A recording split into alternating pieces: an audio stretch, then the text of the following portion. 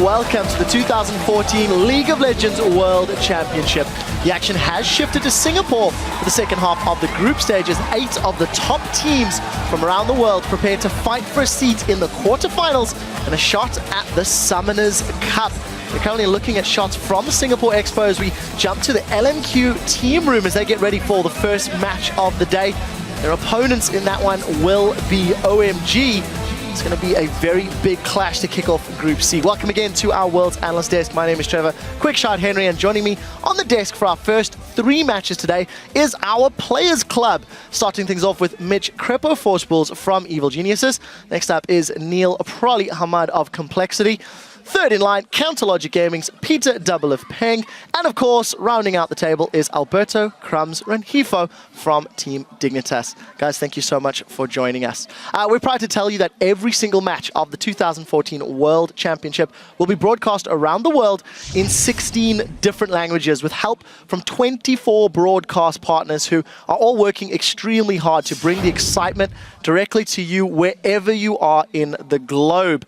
We will, of course, be looking at some of the broadcast partners, including the LPL team, who are providing coverage for our Chinese audience. Here's a look at the partners from OnGameNet in their dapper suits and vests, of course. And I think the team is looking ready. Here is Shox. So at the interview table, we'll be sending her to chat to some of the players later in the day. And, of course, our fantastic trio of shoutcasters, D-Man, Deficio, and Kobe in the middle, getting ready to cast the first 3 games. Hey guys, how are you doing? Right, now we're about to get ready for the opening ceremonies. Before we do, Singapore, it's a new venue, new 8 teams. What are we sort of looking forward to from these squads and this portion of the group stage, Crepo? I just hope the crowd is as hype as it was in Taiwan, because it's been really good so far. We're visiting 3 different countries, and so far the crowd has been amazing. I know the Korean crowd is going to be amazing, so I'm just hoping like the bridge in between Singapore, I hope they're going to be amazing too. Going to be some pressure on their shoulders. The crowd yelling and screaming, I know it gets the players pumped up. You guys have had the experience of playing at some of the venues, you know, stateside. What does that do to your mentality and mindset, Crumbs, maybe? I mean, just when you hear the crowd chant, for instance, you go for a back door and then they're like, go, go, go, go. It can get you a little bit overhyped, though, that's for sure. I do believe we are ready for the opening ceremony. So let's actually send it to the stage and check that out from the Singapore Expo.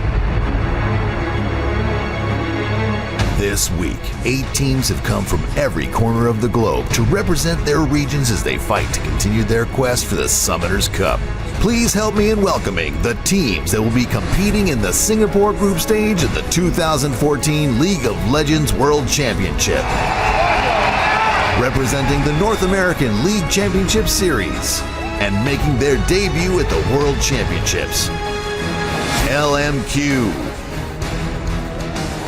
Ackerman, No Name, Xiaowei Zhao, Vasily, more.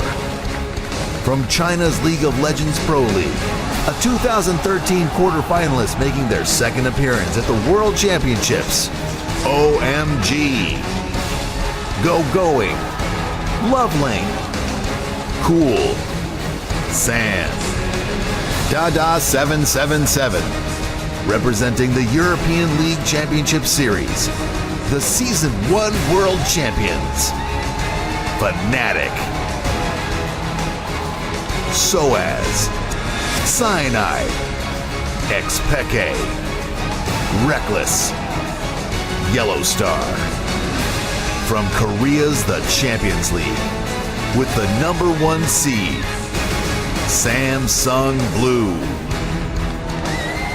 Acorn, Spirit, Dade, Deft, Heart.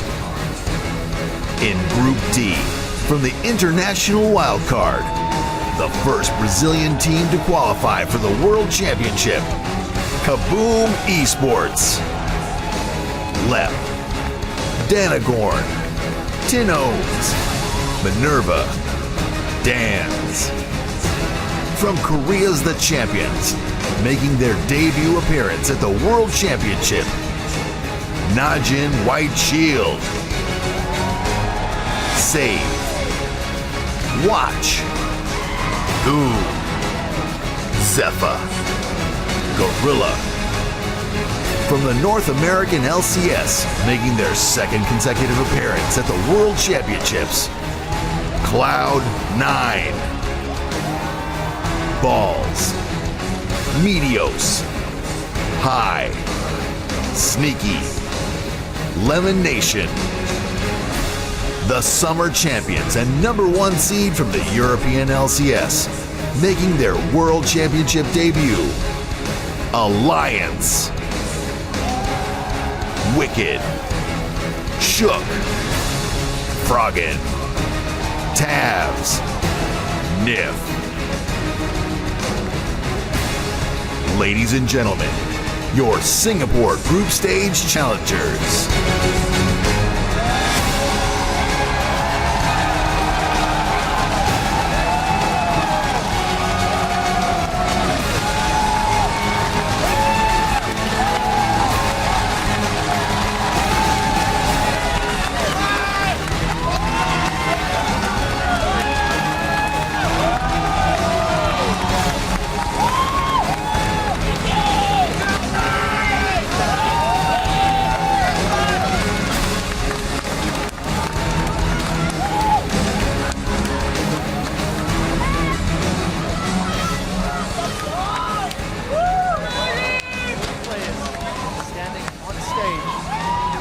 Ready for the Singapore group stage. I wonder how nerve-wracking it must be for those guys getting ready, knowing how important the games are coming up. We're actually going to take a look at the schedule to see how we kick off this first day of action in Singapore. And as we said earlier, it is going to be LMQ going up against their former teammates, OMG. We will see those teams a little bit later in the day when OMG will be taking on Korea's Samsung Blue. We've also got the very first match between Cloud9 and Alliance, which I'm very much looking forward to see how those teams perform. We will also see Korea's Najin White Shield, who are the Season 1 World, going up against the Season 1 World Champions Fnatic and newcomer Kaboom Esports from Brazil. They will all get their hands dirty at some point today on the Rift. Right, so those 8 teams fighting for 4 quarterfinal spots. I want to kick things off by asking you guys what we're looking forward to in this group stage, similar to what we did for the Taipei stage, but I want to start with Prolly. What are you looking at from these 8 teams in this stage? Might be kind of a surprise, but the mid laners in these 2 groups are probably the most impressive mid laners. And I think the 3 that are going to stand out the most are going to be Goong, Dade, and Froggen.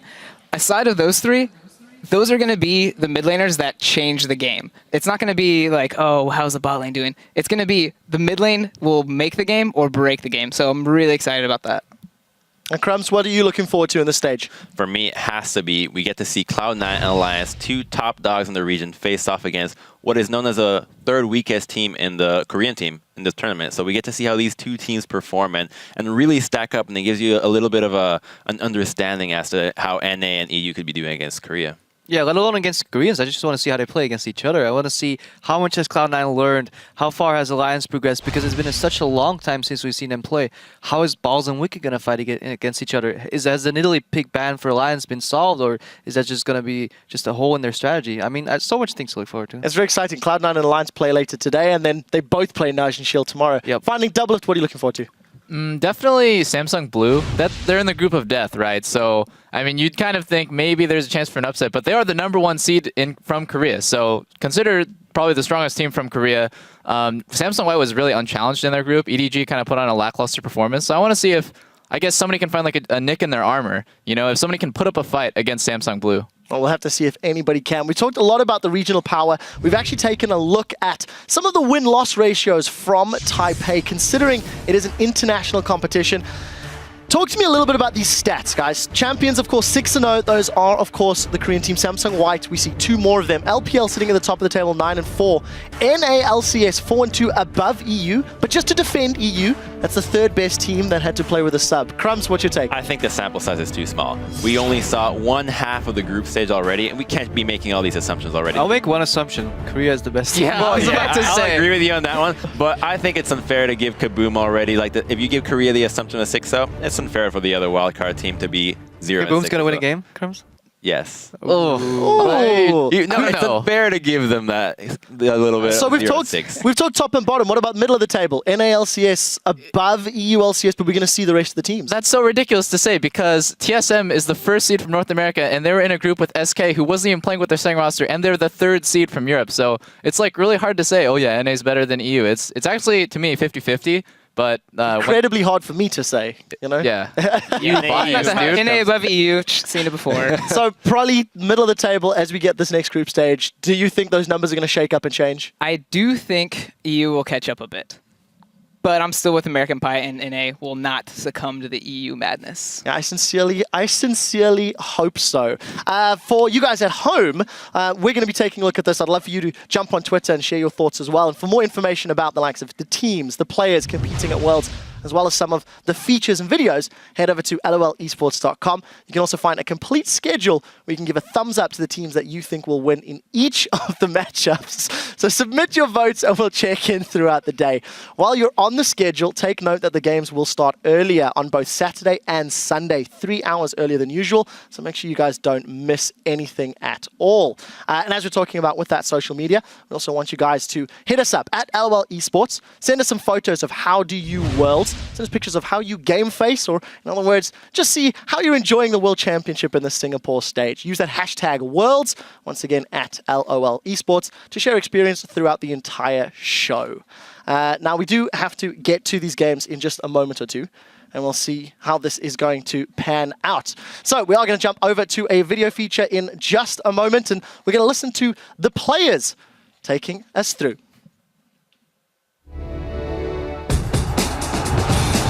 Taipei stage was really cool. I really enjoyed watching the games. The caster desk, the crowd was amazing, especially when Taiwanese teams were playing there. AHQ surprised me a lot. They did way better than expected. 所有人都认为 LMQ 不可能再胜 EDG。 ED 制五人拿着很大的经济优势推，然后 AHQ 没放弃，然后利用锤石就只是亮眼的就钩子，所以说赢得了这场比赛。 He gets hooked once again. This is real bad news once again. But where's the back of the monsoon comes out? They see that. Here comes Westar, and Name is down. They can take Baron, or they can say screw the Baron. Let's go for the win. Royal Club vs TSM was pretty interesting for me because I didn't expect Royal Club to beat TSM. Starren, I guess, plays like amazingly on Leon, especially, I guess, Uzi just shows up.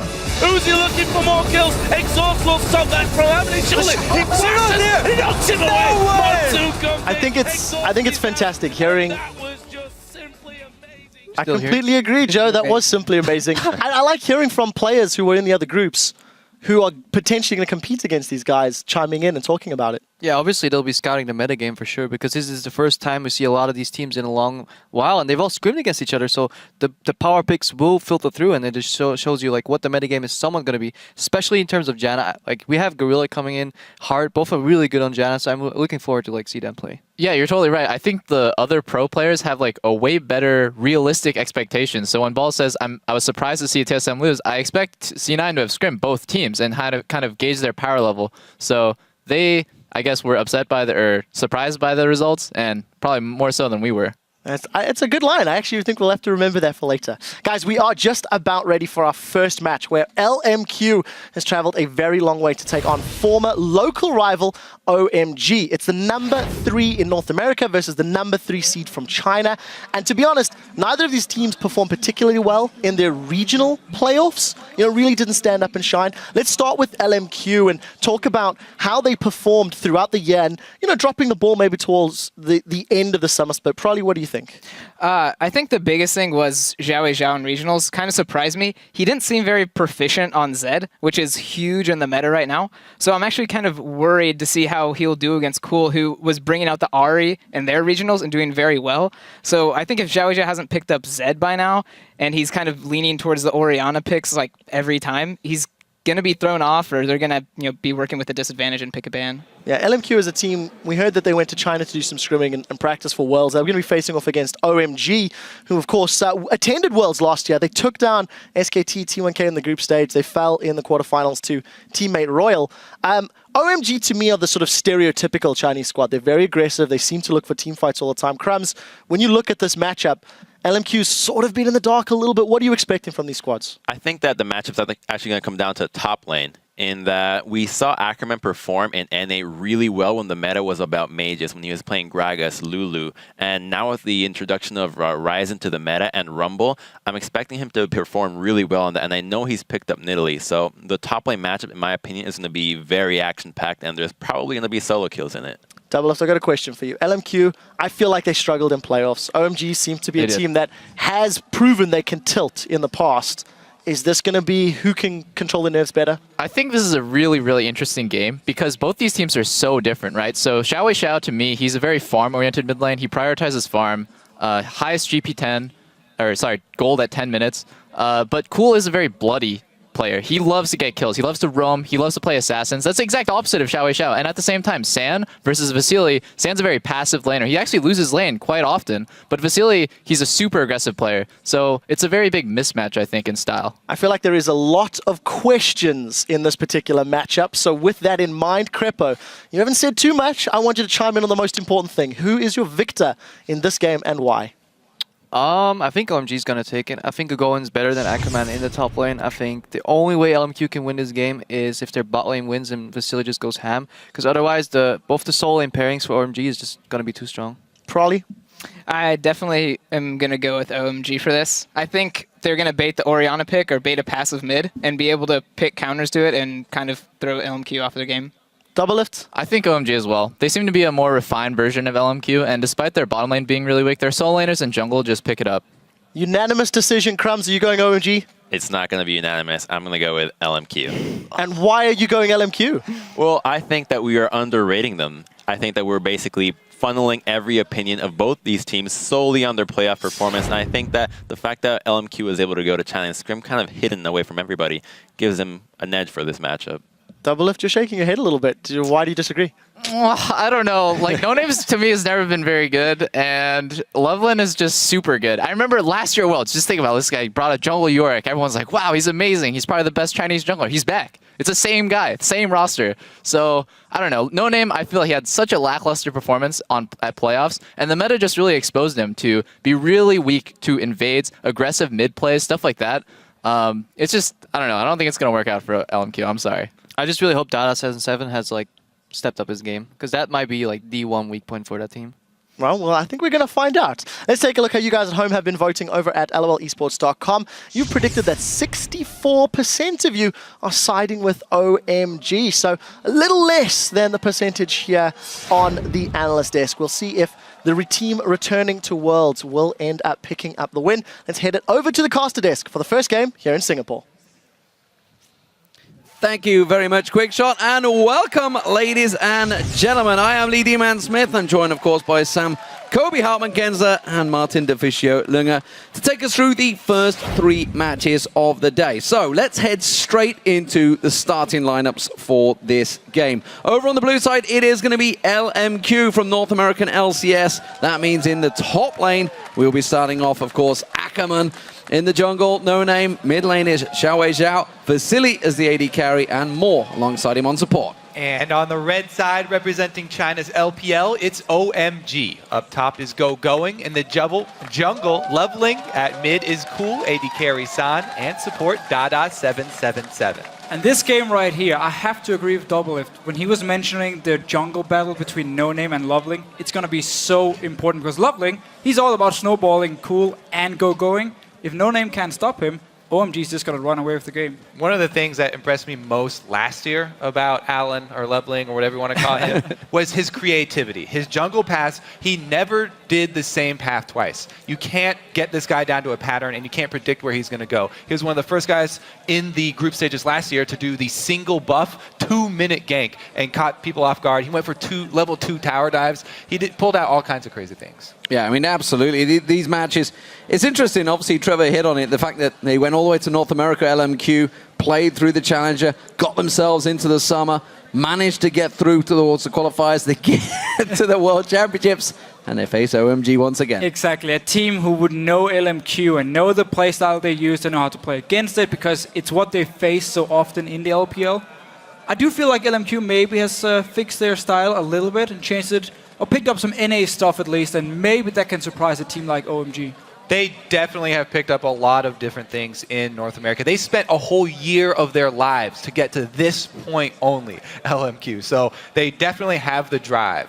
Yeah, I mean, that in itself is a heck of a lot of dedication. The fact that everything they've put into it has built up to this one moment here at the World Championships. It's a big, tough ask. I mean, they are in a group of death, as many have been calling it. It is a very tough group, and of course, they are considered to be the lowest seed in it. Well, so is OMG, of course, coming in as the 3rd seed here. They lost to Royal Club. They've been losing to EDG as well. Managed to beat LGG to get to Worlds here. And it's a team where if you look at the players, again, if you look at Cool, you look at Going and Loveling, like they're the best players in their role in China. They're superstars. And yet the team seem to always have some issues, like internal problems. We have supports changing in and out all the time. I mean, Loveling used to be the support player. He was doing All-Star, the support player. And then Pomelo has been support, of course, at Worlds last year. He's gone. He's on actually coaching now their girl team, OMG's girl team, which is called Oh My Girl. Cool name. But, I mean, there's a lot of different problems. He had Cloud as their support before, who then got benched because he kind of flamed his teammates a little bit, and you don't do that, so he got removed as well, and suddenly they have Data7 now, who's been on the lineup for like a year, but as a substitute a year and a half maybe, and he's back. But in himself, he is highly questioned as the support as well. You know, all these problems. And I should actually clarify something right now. The AD carry's name is San. We've actually gone up to him on purpose. Jat went up to him. I know, obviously, over the last 2 years, he's been San, Sun.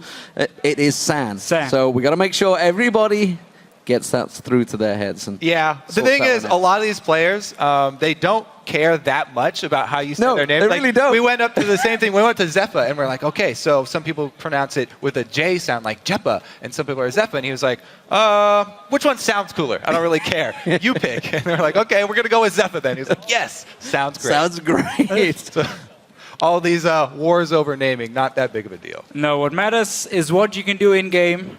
We are at the world stage right here. First game, again, it's LMQ managed to beat OMG or the other way around. Suddenly, you can look towards Fnatic, you can look towards Samsung Blue, which of course is going to be the hardest game probably in the group, and say we already got a great start right here. And I just feel like looking at the two teams, while they do, like, I mean, I can see some similarities between the two teams. They're still so different in many ways, especially because Vasily is such a dominant AD carry, and San is more passive laid back, passive laning phase, not super strong in the lane, but all about like these late game teamfight and great positioning instead. Yeah, so I mean, people are talking a lot about the bottom lane matchup in these two teams for good reason. Because Vasily is such an aggressive laner, and because he has this tendency to sort of dodge forward if you throw skill shots at him. Cripple gave a long explanation on that at PAX. But really, I was thinking of strategies for these two teams, and OMG, they can actually turn this passive bottom lane around as something for their advantage. Because they have such a strong top laner, going, what they can do is have the bottom lane ward a side bush, then start playing passively, let Vasily push up, call their jungler at the same time that they have going shove up the wave, and then when he teleports down, not only will they have the jungler there, but also if the enemy top laner decides to answer his teleport, he's going to lose a big wave up there, and there's going to be a few extra seconds to turn the fight for going down there. That's one of the easiest ways for especially Chinese teams getting that first dragon, a kill down bomb and first dragon. Snowball that into a lead very often. And funny enough, it's actually a tactic they've been using in the LPL. Again, where going, he gets a lead in top lane, goes down bottom lane and helps the bottom lane, and they kind of have this domino effect where they snowball each other and they help each other as a team. Well, here we go, ladies and gentlemen. The game one is about to get underway. The pick and ban phase will start off. It is OMG versus LMQ. Obviously, all China, honestly, if you were to look at it that way. LMQ packed their bags and moved to North America, and it has worked so well for the moment. They grew a pretty sizable fan base, honestly, over in the North American scene, and really coming here representing the North American LCS. Pick and ban's underway. Lee Sin already being taken away, already a big champion of going in that top lane. And of course, there's the Zillion ban. Kind of a staple diet through the world so far. Yeah, we're going to see him banned in pretty much every game, or we're going to see him first pick. But the Lee Sin ban from LMQ, I really like it because Loveling as a jungler, he loves to make the big plays. Lee Sin is his main pick. And And he's been very inconsistent. So I feel like if you target him, remove his comfort pick, which is Lee Sin, you might get him on a champion where he can make some mistakes here in the first game. Yeah, I think so far these pick bans, they're putting a lot of pressure on the jungle and support roles here. Because Kha'Zix and Lee Sin both banned out, these guys both like early dueling junglers. And both of these supports have had a lot of success on Braum. Question is, are we going to see a Rengar pick coming here for either LMQ or OMG? If we look back at like the regular season, we didn't see a lot of Rengar. We actually didn't. We barely saw any Rengar, and once we did see OMG play, they always lost. So, first picks coming through. You can see, of course, the rest of the bans. Alistair and Kha'Zix was in there. Thresh first pick. That's a big one for me for LMQ because, of course, Tristana on the table has been a very successful pick for Vasily. We'll see whether OMG go with that one at the moment. Also with the Thresh picked in there, Janna being the flavor of the month right now, was set aside. Question is, can Dada actually play it? I mean, I feel like LMQ with a Thresh pickup, what they do is they simply target towards Dada and try and do the same as with the Lee Sin ban. We're gonna hit your comfort picks. We know Dada is the weakest link on your team. He plays Thresh and Braum pretty much all the time. They are now taking the Thresh away here. Whoa. He's probably going to go Braum. Yeah, I think it's definitely an obvious pick here for Braum. That's what he has had the most success on. But taking away the Tristana and Maokai in the first round here for OMG, I feel like LMQ definitely expected this Maokai pick. And they're going to run Rumble into it. We've seen this a couple times. Yep. This could mean some early pressure from No Name up top. Jarvan, very good early ganking jungler. A lot of teams have taken this Rumble Maokai matchup and turned it into feed our top lane Rumble until the point he gets level 6 where we can get dragon control. Well, you can see, of course, Jarvan and Rumble locked in there. Big thing for me is, though, No Name obviously was questioned on the analyst desk as well. He's only got a 1-2 record on Jarvan throughout the entire summer. So this is clearly something LMQ, they came back to China to practice, possibly against OMG. So they may well have seen this one. Interesting lock-ins as well. Nami and Elise. And they came back to a region where Jarvan was very popular. So they've been practicing against very strong Jarvan players, and No Name's been talking with a lot of these other guys that do play Jarvan. I'm very interested to see if he does max that shield second, as a lot of the Chinese junglers do. So this pick right here, if LMQ decides to lock in the Yasuo, will be one of the most contested picks between these two teams. Even look at the comp from OMG, you already have triple knock-up if there's going to be a last pick Yasuo from Cool, and it's been a great champion from him. He's been spamming it in solo queue in Korea. He had a game against Royal Club as well. We picked up like 20 kills and died once. They solo carried the team completely. So I feel like LMQ, they have to take the Yasuo here and make sure OMG can just lock it in. Yeah, he's had a ridiculous amount of success on Yasuo over North America. But really, I want to call out this Nami pickup for OMG. Dada777 is 0-4 on Nami. Horrible. He has a tendency to get caught out. This guy goes for deep wards, very dangerous wards, without having any support. So we'll have to see if Dada changes up his playstyle, because Nami is a very unforgiving champion to go for those wards with. Well, Syndra was finally locked in for Xiao Wei Xiao, has played it twice, but that's ballsy. Letting Yasuo through against OMG. It has been banned against them 14 times in the summer, and for good reason, because Cool is a very, very good player on Yasuo. Again, the first few times he actually played it, it was kind of lackluster, but then he just really practiced a lot. He spammed it again in Korean solo queue. It's his most played champion. He dominated on it in the playoffs, and into a Syndra pick here. The lane matchup itself, Syndra can definitely harass him a lot and poke him a lot from range, but it is so hard to actually kill him because of the wind wall and because of the fact you have to respect an Elise coming in and then a knock-up landing from Yasuo, and you are dead instantly. Yeah, I have to say, Cool's Yasuo is the best example of hard work playing off. He took this champion, didn't have success on it, and he put in the time. So much time in Challenger solo queue in Korea to hone his skills. And he came back and he had like 20 kills in one game, pulling it back out. Yeah, it's interesting to see how this one's going to work out. We heard Doublelift talking about, obviously, the All-Star match when they played with Cool as well, because he came in as that substitute. Yeah. I remember Froggen talking about how mechanically great Cool was, and the fact that he's on a Yasuo. We saw how good Yasuo players can be last week. Let's just be real here. Cool is the best mid laner in China by far. He went one-on-one against Faker last year at Worlds and actually held his own ground here. He is a fantastic player. I have to say, too, the Yasuo versus Syndra matchup, Cool, he's going to have a lot of options for dodging the Syndra stun. If you miss that Syndra stun, you open yourself wide open to aggressive with Yasuo plus Elise combo. Yeah, some interesting combos. We'll see how it works out. And of course, now that the picks are locked in, who do you guys think will take this first game? Tweet us at LOL Esports with either hashtag LMQ win or hashtag OMG win, and we'll be checking the responses a little bit later. Here we go, ladies and gentlemen. Game 1 in Singapore. The World Championships on the road. Taipei was a fantastic week. Let's see what Singapore brings us as Group C and D get underway. LMQ starting out as the blue team up against OMG on the red team. Will we see any fancy level 1 plays? So the thing is, LMQ do have a tendency to go for level 1 plays, and they do have one sweeper starting here for No Name. So that opens up the possibility of trying to start on an enemy buff and using the sweeper to catch it out. Well, let's look at the lanes here for LMQ. They have the Rumble pick. They want to have Rumble in a one-on-one against the Maokai. Not because Rumble is going to destroy Maokai one-on-one in the early stages. He needs to get his haunting guys before he can really take control of the lane. But because you want to make sure you can get your early haunting guys, you can be ready for the first or second dragon fight and get your mid-game power spike. The problem is, you have Twitch in the bottom lane. And Twitch is not a very strong laner, so if you go for 2v2 lanes here, it should be in favor of OMG, which can be very, very hard for LMQ to handle. Oh, more coming around. The shield is down! Yes, just a standard basic attack from Xiao. Nothing coming from that aggression. Ward cleared off, nothing given. Really, you're talking about this, the Rumble matchup. The most important thing for the Rumble early is the experience. As soon as they can get him to that level 6, then it gives them so much power to force those early team fights that we actually do see from both of these teams. So I think they are probably going to leave him up on that top side. Oh yeah, for sure. I mean, they want to have him in one-on-one.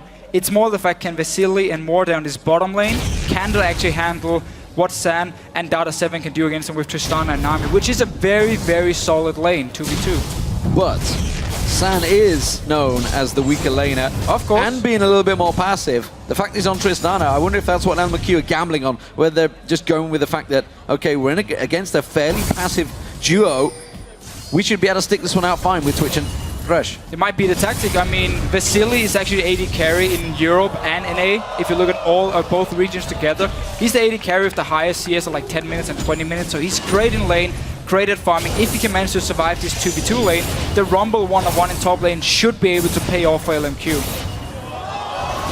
I just want to point out here, whenever you're watching a Yasuo play in the mid, keep your eyes on the animation canceling. The cleanest animation canceling here so far from Cool. You save a lot of time and you output so much more damage.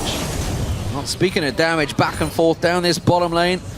But Xiao in the mid against Cool. Cool ready to pounce on this one. You can see he's got that wind built up, but Xiao manages to dodge it out. If you are just joining us, of course, this is a North American LCS team versus a Chinese LPL matchup. Both number 3 in their region. All right, so we did hit that 3-minute mark. The double bust for both junglers. Eyes towards mid. Because Cool is playing fairly aggressively here, they need some wards to back up his aggressive play or some jungle support.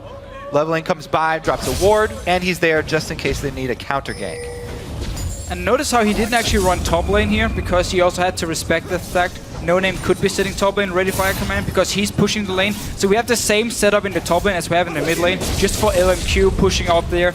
No Name could have been there for potential counter gank. We might see Loveling try and look towards top lane. He loves to go top lane, like him and going. They are the 2 shot callers and they love to make plays together. Good stun from Xiao there, catching Cool out. That slowed his pace down a little bit. Xiao winning in terms of farm down towards the bottom lane. Pressure's been very much on Vasily and Mor. They've been pushed back for a fair period, which we'd expect early on. No Name's looking to take advantage of this aggressive Cool. Cool has been looking for trades over and over. He's going sliding in. Will he catch on towards him? Cool's taking a lot of damage here, but Xiao doesn't fancy following. He saw Loveling come around the side and they do disengage. Loveling putting some basic attacks down, but they will both step away. And as soon as Cool, he flashed towards his own Wraith camp and not to his own tower, LMQ knew there was a jungler nearby here, so wisely enough, also with Xiao being out of mana, they just back away, don't want to risk face checking into someone like that Loveling. ward disappear. What? Maybe he didn't. Maybe he wasn't watching his screen because it. They pinged him at least in the bottom lane, so they know he's down bottom lane now from OMG's side. They aren't stepping away though. They're playing this one very cool. San with more pushing in towards him. Now he's going to rocket jump away. That death sentence will not land, and No Name's time is wasted. And while that was all happening, immediately Lovely moved in, took all the jungle camps. Exactly. He gets information on where No Name is, takes that opportunity to invade the opposite side of the jungle. Very good job here by Loveling. And it's really what we often see with OMG. They have like this trinity up in his top side with the 2 solo laners and Loveling, and he will always be on the top side of the map, so he can help his solo laners. Force a flash from Aquaman as well here. We've got some jungle farm. I mean, just look for Loveling to try and snowball his solo laners every single time you watch OMG play. And then it's all about San and Dada down his bottom lane surviving himself. Oh, I have to say, he's doing more than surviving right now. Again, that's the matchup 2v2 we talked about. Shoving it into the turret. There is a large amount of CS for Vasily to get at that turret, but he has to be able to last hit it.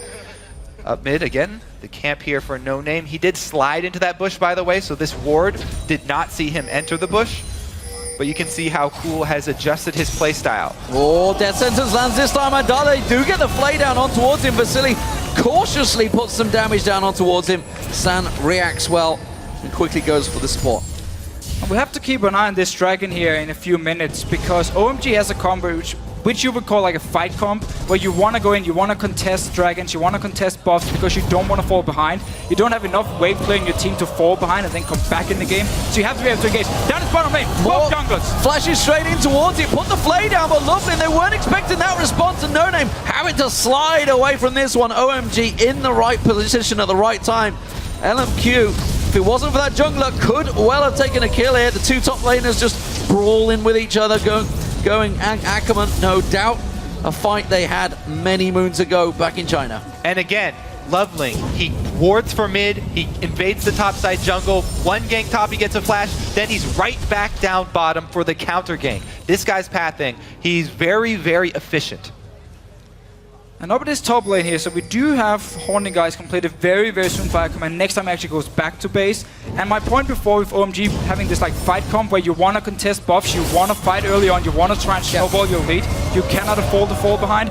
That's where this Rumble pick from LMQ can really shine, because you normally don't want a team fight, or sorry, dragon fight against a Rumble in the mid game where he really shines and his big power spike is. Second blue spawns here. Looks like Loveling will take this one for himself. Always nice to have a Yasuo as your mid laner.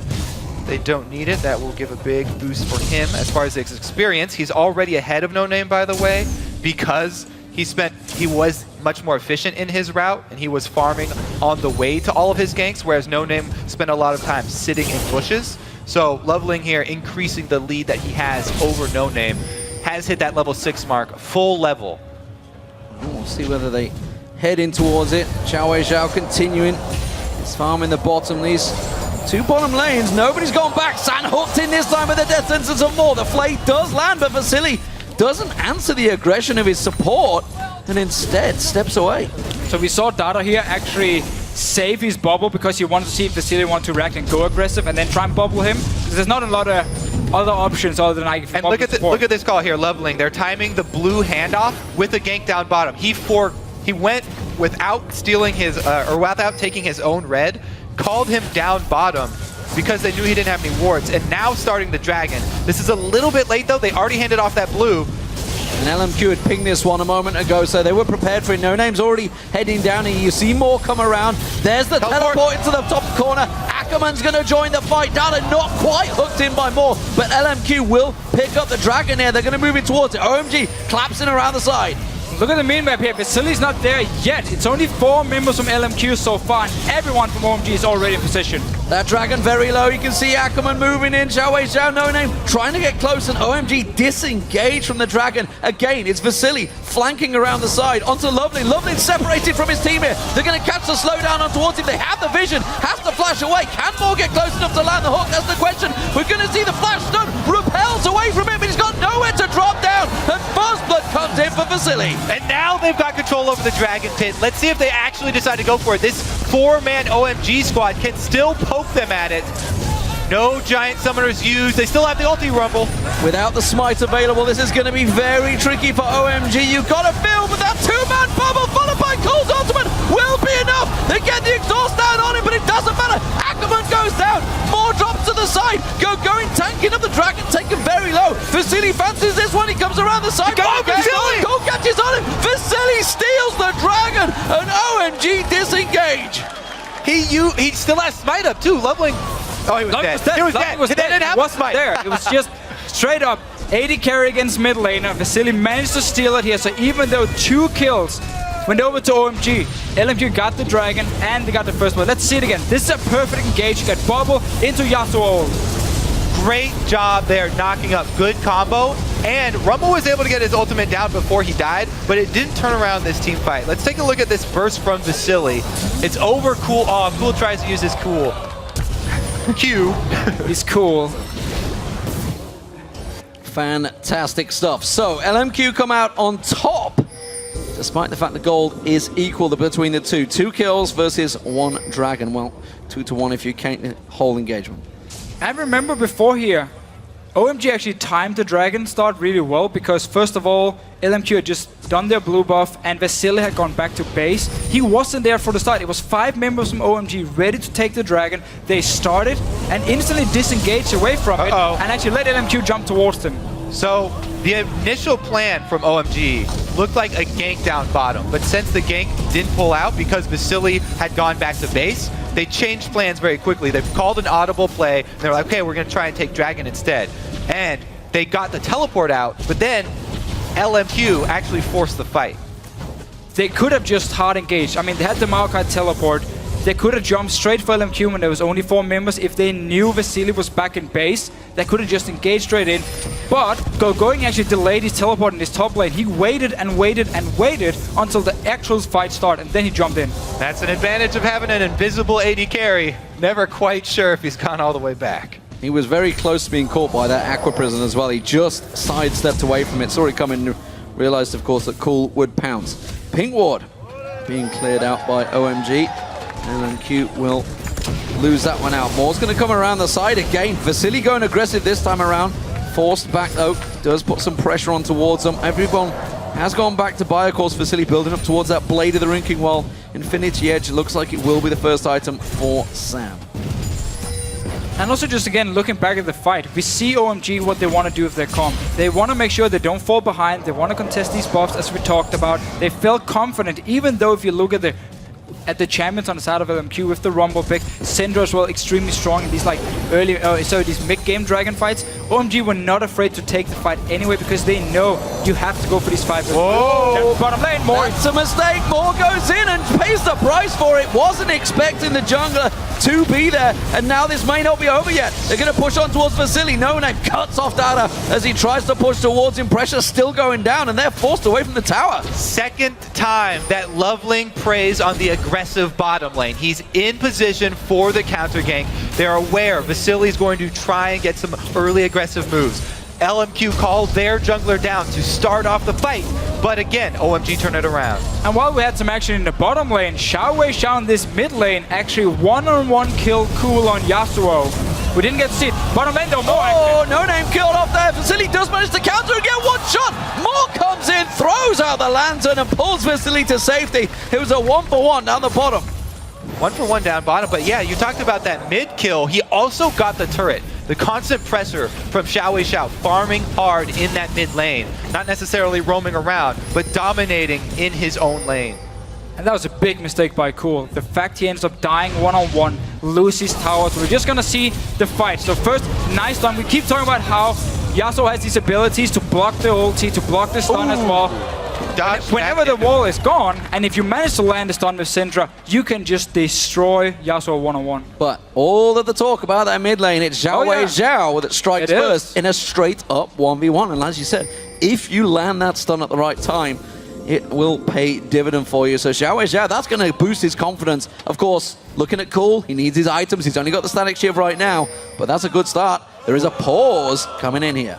All right, well, since we've got some time here, let's look at the power curves of the two different team compositions. Currently, Rumble's got the flat penetration that he needs to have a big impact, and Vasily just completed his Blade of the Ruined King. So they have two of their very big mid-game item power specs for both of these champion power curves. Whereas over on the side of Tristana, yes, you've completed your first big item, but it's just that single Infinity Edge. There's no extra crit to go along with it. And that's the thing for OMG here. They need to buy some more time, but they're still going to go for the fights because they have to. You cannot just sit back, fall behind when you have no wave clear. It will make it too easy then for LMQ to simply control the entire map, walk in with your Rumble, add an Syndra, put down the Rumble ult behind the tower, and suddenly you force OMG to back away and you can just pick it up for free. A good thing for OMG is the fact they do have Tristana, who is one of the safest AD carries against the Twitch. It's very hard for Twitch to actually jump and kill her because you can just jump away and shoot him back. Pretty sure that LMQ chants coming out of the fans here.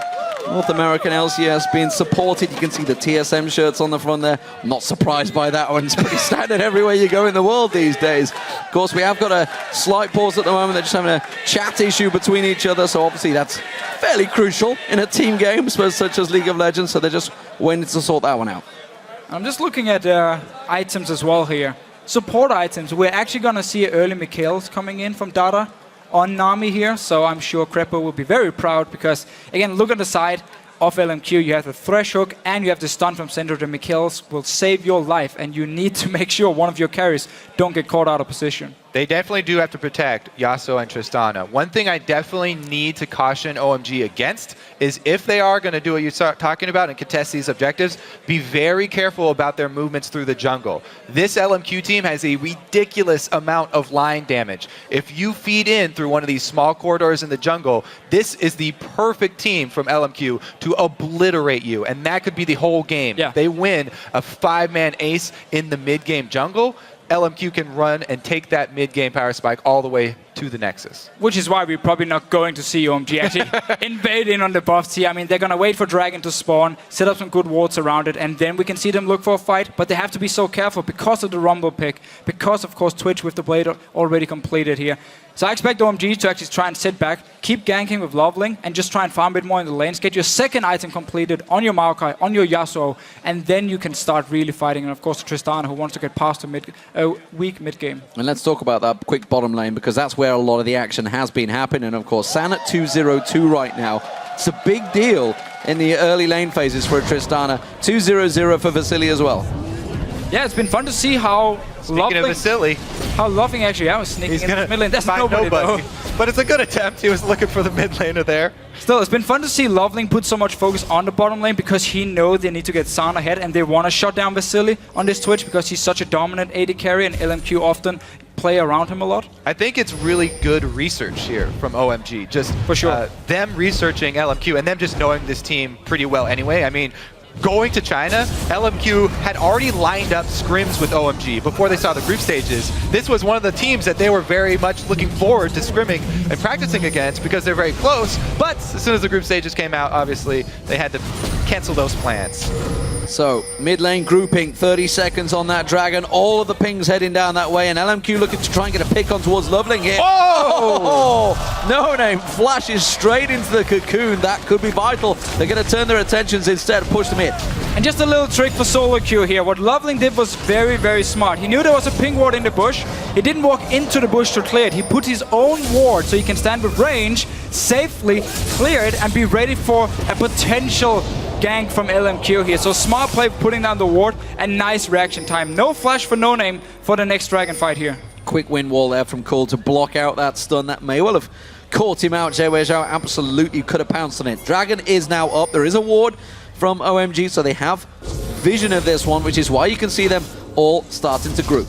All right, now the options here for LMQ to try and funnel OMG through one of these jungle passages. They're cutting off all of the vision so that it makes it a very, very dangerous move for LMG to come through. And OMG didn't time this Dragon correct. Data 7 was actually recalling 20 seconds before it spawned, which allowed LMQ to walk inside the Dragon area and get full control. First look onto Loveling here. Next one, he might die. So the hook on Loveling wasn't followed up. The stun came through from Jay Weizhao, but didn't quite land, so that's going to be a cooldown for a small moment. You can see they've got their wards in towards that death. forced to push in and try and react to this one.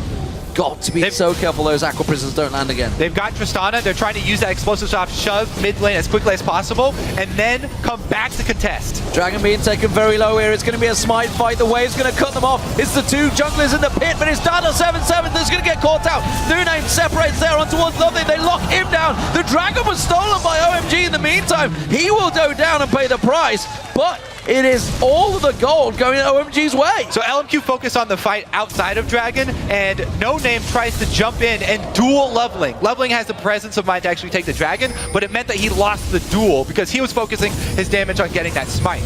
They need to react here. LMQ are pushing hard in this mid lane, and there's nobody cutting around the side.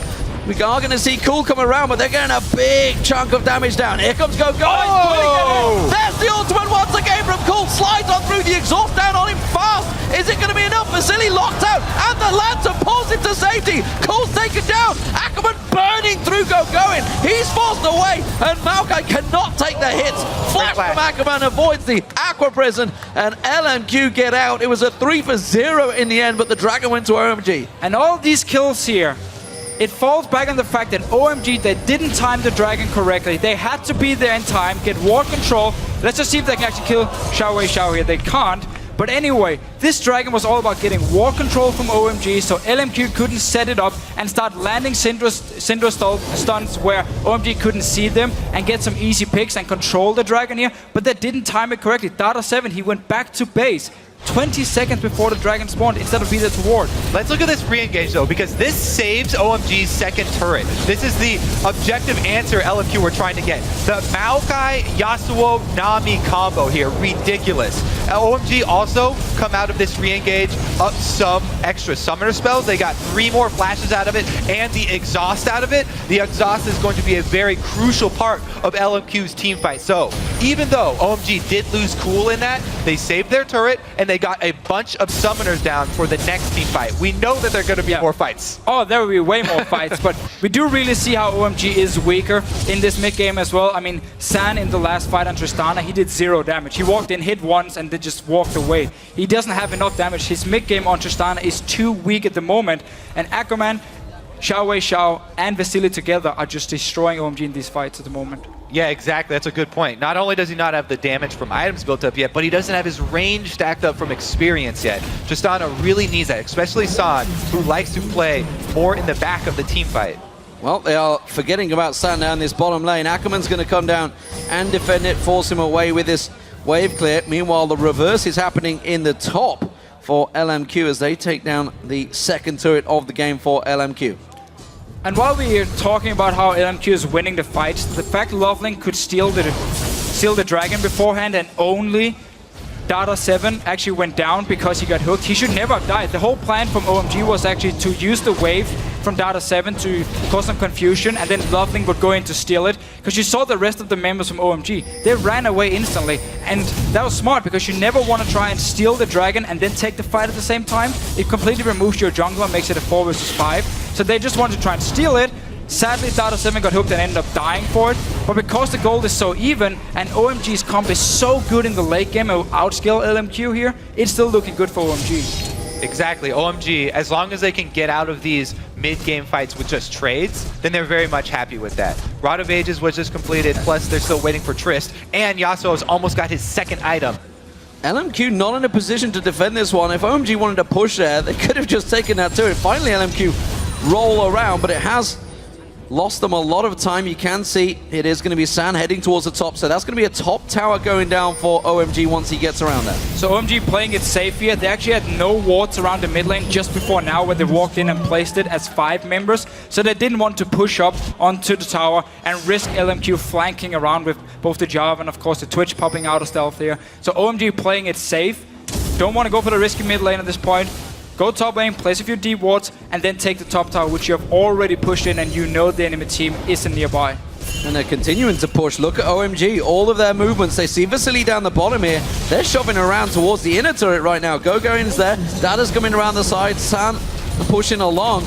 This is leave the mid lane open. Cool will take that one down, and OMG is starting to pull LMQ around the map. This is very bad for LMQ. This is exactly what OMG want. They want to trade turrets in the mid game here. They're the ones that stand to benefit most from these influxes of global gold for their team. Exactly. Every single time they can trade objective gold, it's a win for OMG.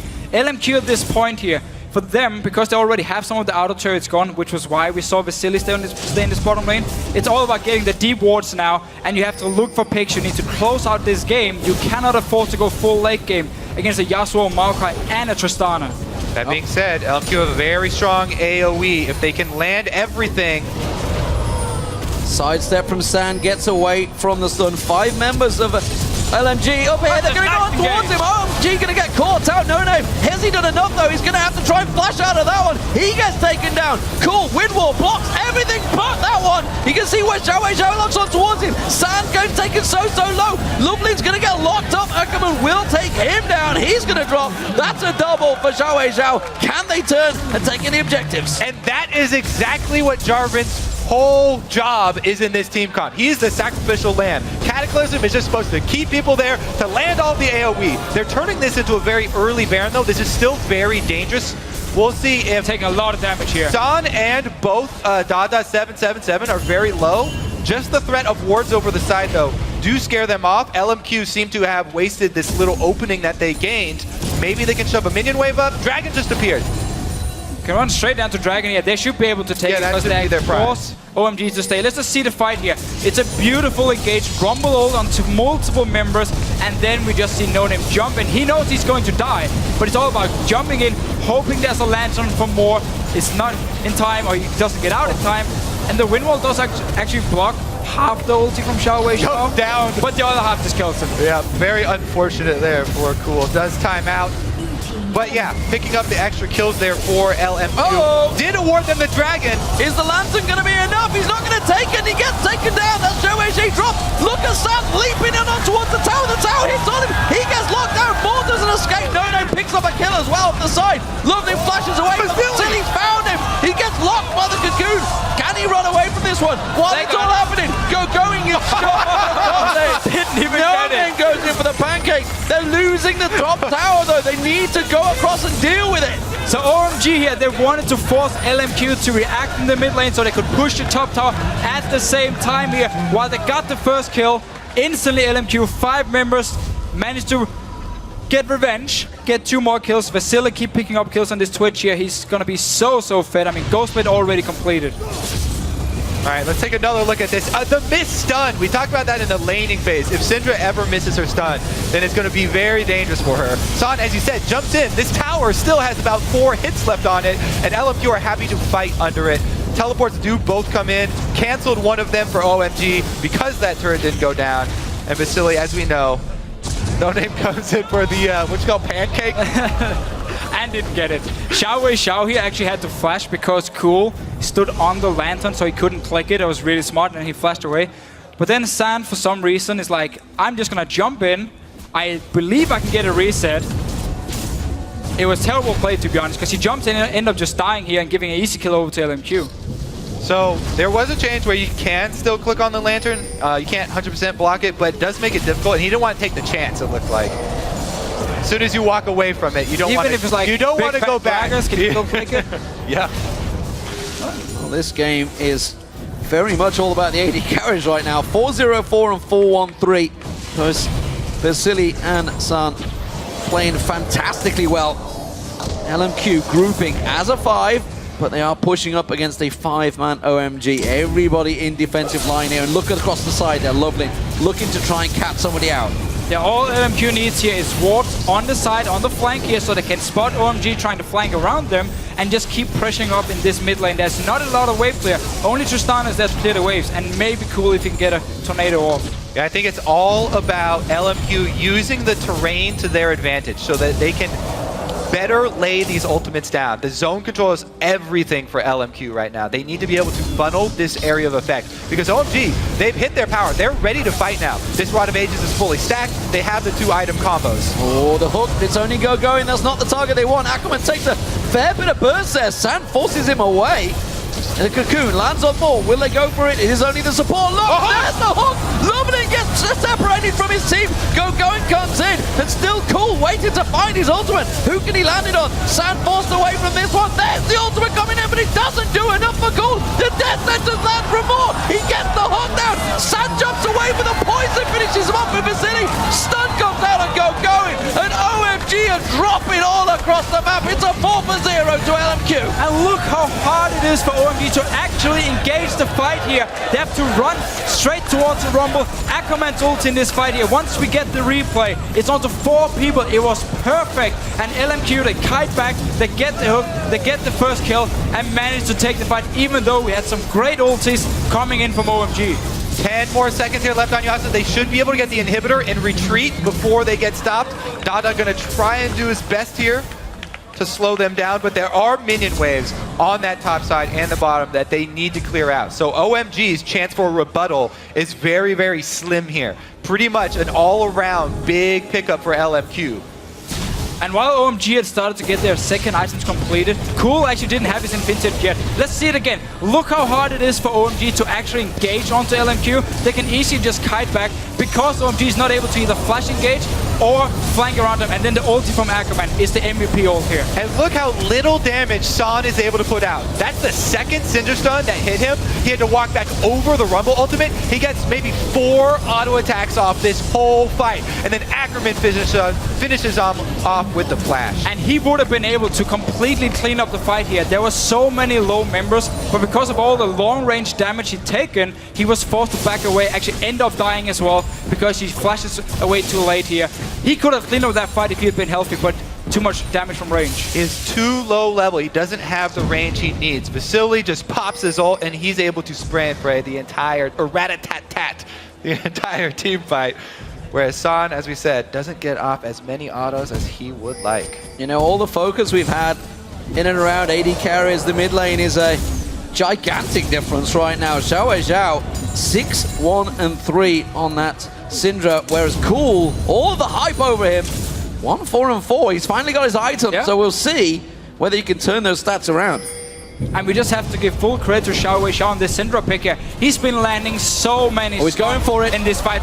On to Sandy from Vasily. San caught out, rat-a-tat-tat, he's running.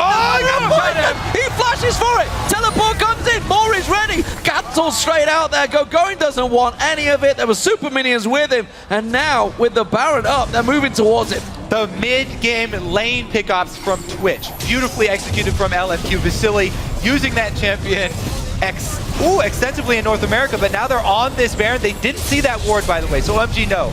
Oh, they're going to come around. They're going to force onto Lovely. This is the jungler they wanted. Is it enough to trap him down there? I'm not too sure. They focus on him. They will knock him down. Ackerman comes in and Vasily goes godlike at 7-0-7. And LMQ is playing that comp so well. They keep getting these picks here. They keep a great wards to spot where OMG is moving on the map. And they are strong at this point still. They still have the item advantage and they use it. They never give OMG a chance to just sit back and farm. Another 3-man stun comes out from Xiao Wei Xiao. He's going to be focused on. Pops the Sonya's hourglass. The wave comes through. Is it enough to lock? Cool up. The exhaust goes down on him. He gets dropped as well. The Baron was picked up in the meantime by LMQ. Going's got nowhere to run. He will be picked off. That's going to be Vasily finding another one. No Nate comes in. Sands reset. There's super minions on the base. Sand rocket jumping away. That is a Nexus turret going down there, ladies and gentlemen. There's super minions beating the hell out of OMG right now. They've got 30 seconds here to work with, and they can pressure more. Another bottom turret possibly could be taken here from LMQ or the Dragon. There's so many options. They can just clean up the map right now. Everybody in OMG has to be on super minion duty. And what we see again also from OMG is once you fall behind with a comp like this where you're forced to team fight all the time, you cannot sit and defend your towers. It is too easy for the other team to control the map, to siege up on your tower. Even with a Twitch, LMQ could force OMG to stand there and defend. 5 members, as we saw earlier, win the fight as well. Now to start getting the picks too. It is looking so good for LMQ here. And at this point for OMG, your only chance is actually to set up a trap in your own jungle or in one of the side lanes and hope a guy from LMQ will just face check you and you can kill him and buy time. Yeah, they have to catch LMQ separated because LMQ have done too good of a job with their area control. They have so much area of effect damage they've been able to take out multiple people from OMG at the same time, and there's been no response. And remember all the action in bottom lane. In the laning phase, Loveling was down there twice to set up some kills for his team, yet they never managed to kill Vasily. While he's very far behind in farm, he's been getting all the kills in these teamfights together with Xiao Wei Xiao. The other bonus about this LMQ team is they have so many damage sources that even if there's a good Yasuo combo, as long as Vasily, Ackerman, and Xiao Wei Xiao are standing apart from each other, then there's still going to be constant AoE coming out from LMQ. Inhibitor goes down, and LMQ with the Baron buff continue to roll on through OMG's base. It really got to wonder which LMQ was going to turn up today, and it seems to be the one that's dominated the North American League outside of the playoffs. The playoffs, maybe the nerves, they shook them off against Curse. They managed to get that final third spot, and it appears that they have turned up with a heck of a lot of confidence in game one. There's really been some key moments in the game. Also, Xiao Wei Xiao killing Cool in the mid lane one-on-one. And taking the mid tower was huge for him. LMQ opened up the map. Now you can go and get some D-wards like they used. And also there's the fact that Syndra got so far ahead. You got a very early hourglass as well for Xiao Wei Xiao. So suddenly, you couldn't just kill him in teamfights as well. The North American regular season MVP definitely showing up on the international stage here.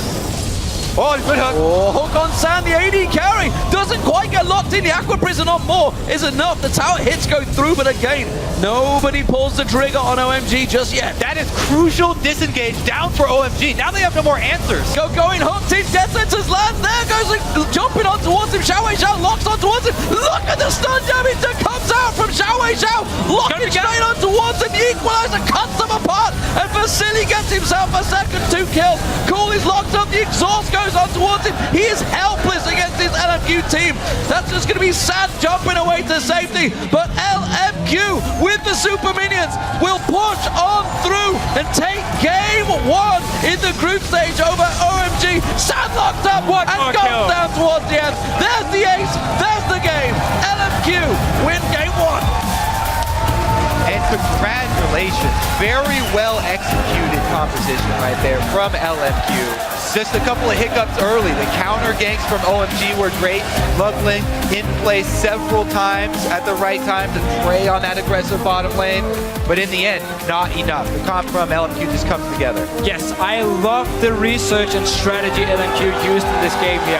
OMG as a team, they will always contest dragons. They will always contest barons. They want to play these team fighting comps, and they want to play it from the start of the game till the end of the game here. So LMQ running an extremely strong mid-game comp to get the lead in these team fights and punish OMG when they want to go for the fights was so smart, because OMG couldn't 5v5 them and they fell too far behind, and LMQ just used this mid-game power spike and this mid-game push they got to keep the lead, keep getting picks, and just win the game. Which is right in their wheelhouse too. This is what LMQ fit in loves perfectly. to do.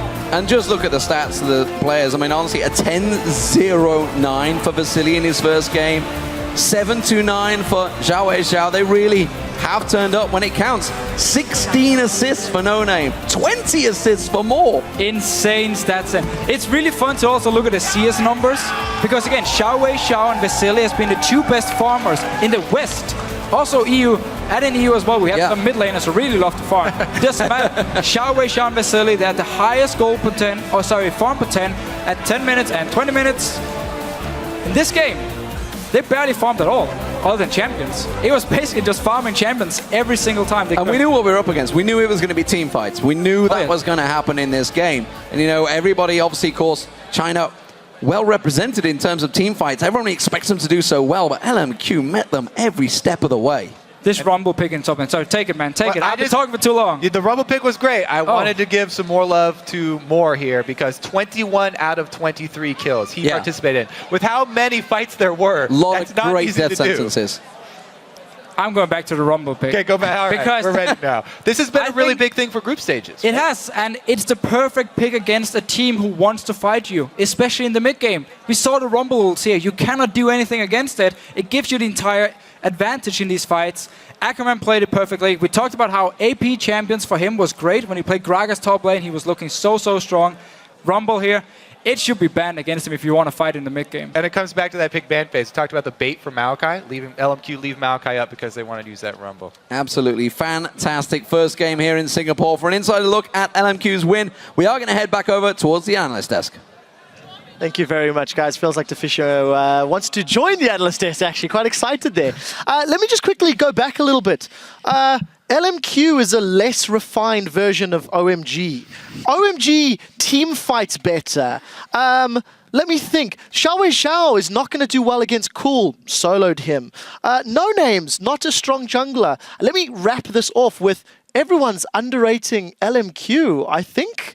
You know, Professor Dumbledore. Did I say that? Oh, I think you did. Oh, Congratulations. What a game I from couldn't LMQ. hear that over the screeching bald eagle that went by. How is anyone supposed to predict that OMG played so bad? Like, Krubs, what did your team do so well that beat their team in this match? Now, what I really liked here is that the team comp, obviously, as the Fisher was touching up on, it was focused on team fighting a lot, and it was a triple threat comp, but OMG had a Yasuo. Now, Winwall can single-handedly destroy that entire team comp. Blocks Twitch ulti, blocks every Syndra ability, and as probably talked to me, it blocks Rumble ulti as well. So what I wanted to see OMG do was ignore Dragon and then have Yasuo split push while LMQ committed to a Dragon fight. But that never happened, and then LMQ just team fight over and over and over because that's what OMG wanted to do apparently, and they ended up losing for it. Yeah, that's actually where the game got really like decided at those dragons. The only reason the game didn't swing completely in LMQ's way is because OMG managed to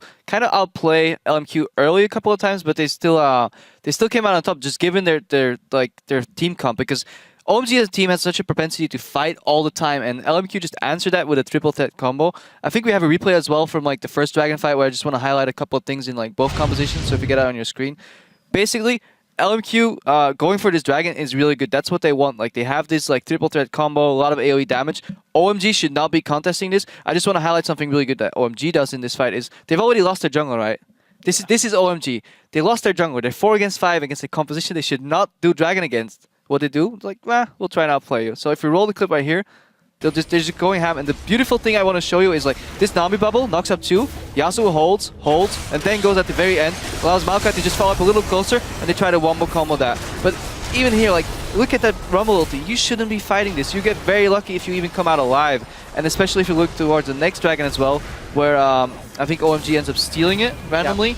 If LMQ just got a little more lucky, this game would have already been over here. OMG just made very bad decisions. Now, what about the re-engage from LMQ? They lost a few members after that 4v5, but LMQ also, you know, sticking around, going a bit deep. I want to ask Doublelift about the Twitch pick, because when picks and bans are going in, you were not convinced with Twitch. Oh, God. How has your mind changed? I just hate it because Maokai is a champion that's really, really good at dealing with that kind of line damage, and especially somebody with no mobility. Maokai Yasuo should be able to deal with Twitch very easily. Not only does Yasuo's wind wall just completely negate Twitch ulti, but you have no mobility to escape this kind of Yasuo wombo combo. But the caveat to OMG's team comp is that Yasuo doesn't get solo killed and just falls so far behind. So I guess probably that matchup that had to have surprised you. Yeah, well, the matchup is pretty awful for both sides, I would say. You saw early on, like Xiao Xiao was getting bullied, and then later on, Cool got solo killed. I think that's why the Twitch pick worked. Yes. Honestly. If Yasuo was able to get to his Shiv early, able to get to that BF sword early, it wouldn't have gone that way. But I think they had 2 team fights where Yasuo had just a Shiv, which basically means he ults in, does 100 magic damage to everyone, and then dies. I had a pretty big problem with OMG's decision to teamfight, first of all. But besides that, we saw Elise go out with a Sightstone, a Spirit Stone, and a Negatron. So I was hoping, oh, finally, we're going to see our team get an Aegis against a double AP comp. Amazing. It's going to happen. And then she goes Banshees, and then they keep trying to teamfight. It makes no sense. If you want a teamfight, please just buy the item. It wins you the fights. Something else that caught my eye in picks and bans was the first pick Thresh. Honestly, initially, I think it wasn't very smart, but looking what Moore managed to do with it outside of laning phase, I think his laning phase... So glad you say that. I think it was a little getting used to the LAN vibes again, because when he flashed and flayed, there was too big of a pause in between. There was a couple of like non-prediction hooks like that he didn't want to risk. But then once he got outside of the laning phase, there's a reason we sometimes call him the facilitator, because he just gets like facility so fed. He sets up like all these fights. I think every fight that they won started with a hook from Moore, especially if you remember the one in mid lane. Just by chance, you it's like you know. Let's pull that replay up onto your screen. So about 26 minutes As you said, in the mid lane, there was a little bit of dancing back and forth. Doublelift, I want you to take us through this clip. The thing to note here is that Loveling has had horrible positioning the whole game, and he just hit a cocoon on Thresh, okay? Hook has 1,000 range. You can roll the clip. Why does he walk up to do that? And then he jukes back into the hook.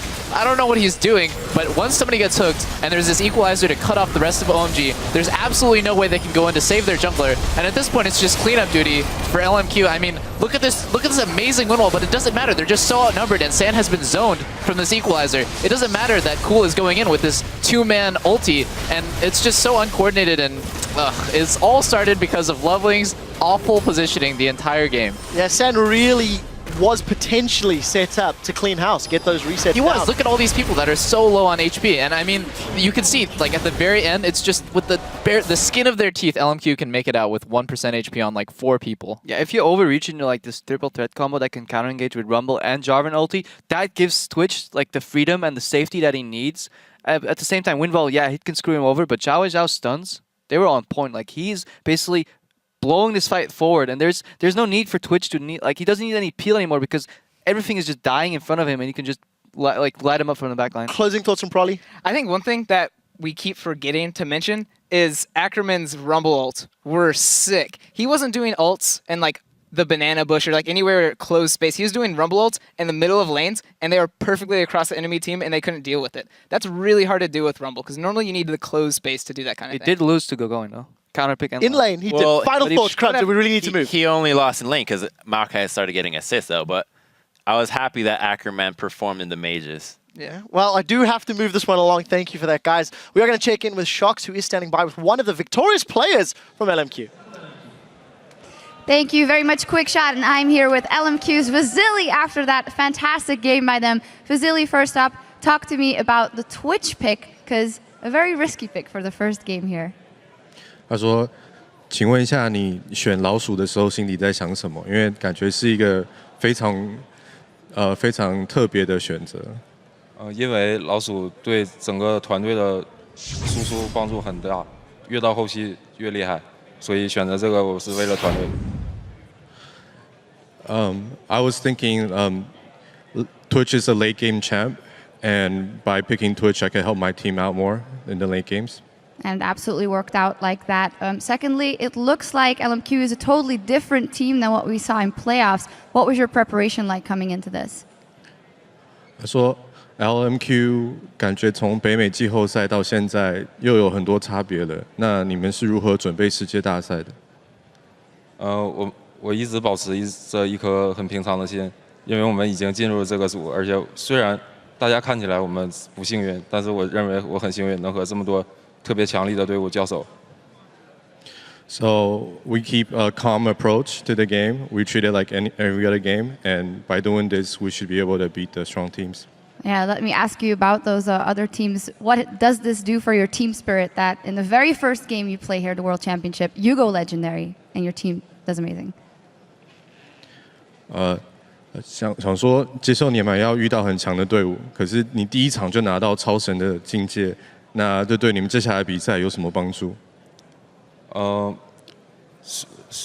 赢了这场比赛之后，我并没有感觉什么特别开心之类的，还是一直保持着一颗很平常的心，所以之后的发生的任何事情我都不在乎，只是尽力的去打好自己该打的东西。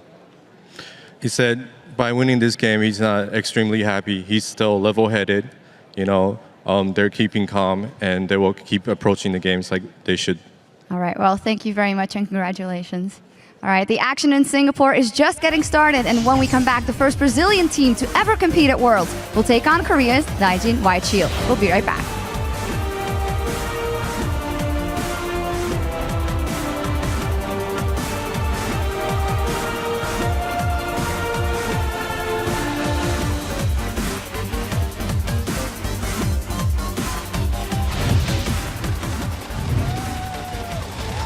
Tricky for OMG, you've got to build with that two-man bubble followed by Cole's ultimate will be enough. They get the exhaust down on him, but it doesn't matter. There's the ultimate once again from Cole. Slides on through the exhaust down on him fast. Is it going to be enough? Vasily locked out, and the Lanta pulls him to safety. The death sentence lands from more. He gets the hook down. San jumps away with a poison, finishes him off with Vasily. Zhao locks RaidBoss onto Watson. Look at the stun damage that comes out from Xiao Wei Xiao. Locking straight onto Watson.